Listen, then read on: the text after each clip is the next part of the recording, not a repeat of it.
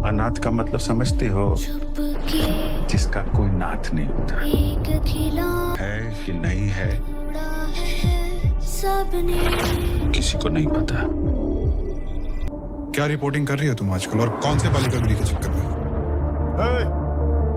Photo वोटो खींच रहे हैं आप तो बिना काम के आना मना है यहाँ। चलिए निकलिए। 2-3 महीने से ये रिपोर्ट सरकार के पास है और सरकार कुछ नहीं कर रही।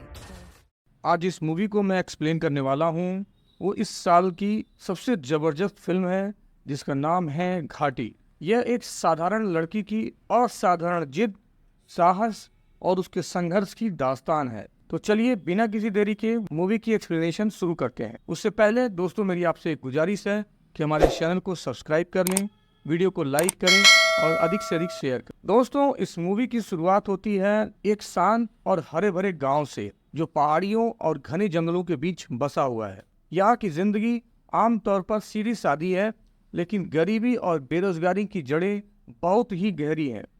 यहीं पर रहती है हमारी नायिका इस फिल्म की, जिसका नाम है अनुष्का शेट्टी, जो एक सीधी सादी, मेहनती और सपनों से भरी हुई लड़की है। वह अपने परिवार के साथ छोटे से घर में कठिनाइयों भरी लेकिन ईमानदारी की जिंदगी जी रही होती है। लेकिन इस शांत बाहरी दुनिया के पीछे उसकी जिंदगी दर्दनाक घटनाओं से भरी हुई है। उसके साथ बचपन में हुए अन्याय, घरेलू हिंसा और समाज द्वारा किए गए अपमानों ने उसके भीतर एक छुपा हुआ विद्रोह भर दिया है। वह कभी भी हिंसा या गैर कानूनी कामों का रास्ता नहीं चुनना चाहती थी, लेकिन किस्मत उसे बार बार ऐसे मोड़ पर ला के खड़ा कर देती है जहां उसके पास विकल्प ही नहीं बचता। जब हालात बिगड़ते हैं, परिवार पर भूख का संकट हो, कर्जदारों का अत्याचार और सिस्टम का अन्याय हो, तो उसे मजबूरी में एक खतरनाक रास्ता अपनाना पड़ता है। वो है गांजा तस्करी का। शुरुआत में वह बेहद डरते हुए इस दुनिया में प्रवेश करती है।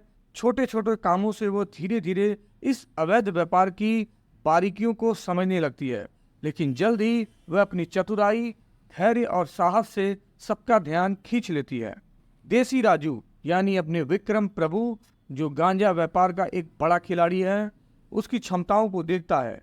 कहानी में एक दिलचस्प मोड़ तब आता है जब देसी राजू उसके जीवन में प्रवेश करता है, कभी मार्गदर्शक तो कभी चुनौती बनकर।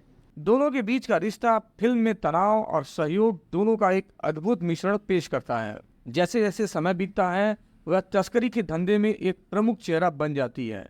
सत्ता में बैठे भ्रष्ट नेता, पुलिस अधिकारी और माफिया सरगना सभी उससे या तो डरने लगते हैं या उसे खत्म करने की साजिश रचते हैं। लेकिन नायिका अब सिर्फ एक तस्कर ही नहीं रही है, वह घाटी की असली रानी बन चुकी है। अपने लोगों के लिए वह एक रक्षक बन जाती है। वह गांव वालों की मदद करती है, उनके अधिकारों के लिए लड़ती है और धीरे धीरे स्थानीय लोगों के बीच उसकी एक अलग पहचान बन जाती है।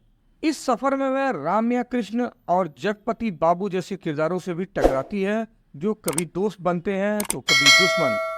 लेकिन जितना ऊंचा उसका साम्राज्य बनता है, उतनी ही गहरी उसकी व्यक्तिगत त्रासदी भी होती है। अपने कई करीबियों को वह इस खतरनाक रास्ते पर खो देती है। अंदर ही अंदर वह जानती है कि उसने जो रास्ता चुना है वह उसे चैन से रहने नहीं देगा। उसके सपनों का घर, जो वह एक दिन अपने परिवार के लिए बनाना चाहती थी, अब सिर्फ एक खोखला सपना बनकर रह गया है।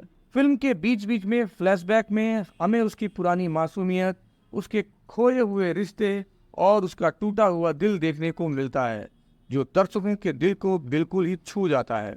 जैसे जैसे कानून का शिकंजा कसता जाता है और उसके दुश्मन उसे खत्म करने की साजिश करते हैं, नायिका अपने अस्तित्व की सबसे बड़ी लड़ाई लड़ती है।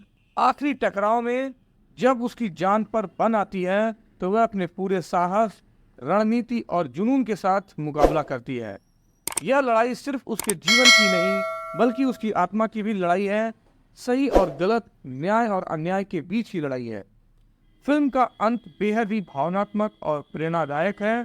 कानून भले उसे एक अपराधी के तौर पर देखे, लेकिन आम लोग उसे घाटी की रानी, एक योद्धा के रूप में याद रखते हैं।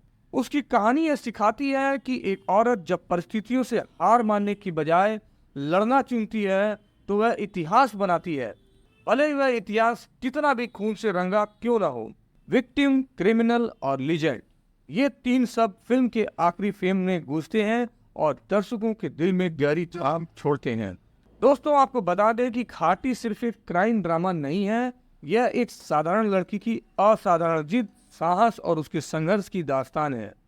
यह दिखाता है कि कभी कभी हालात हमें रास्ता चुनने के लिए मजबूर करते हैं, लेकिन वह रास्ता तय करना भी अपने हाथ में ही होता है।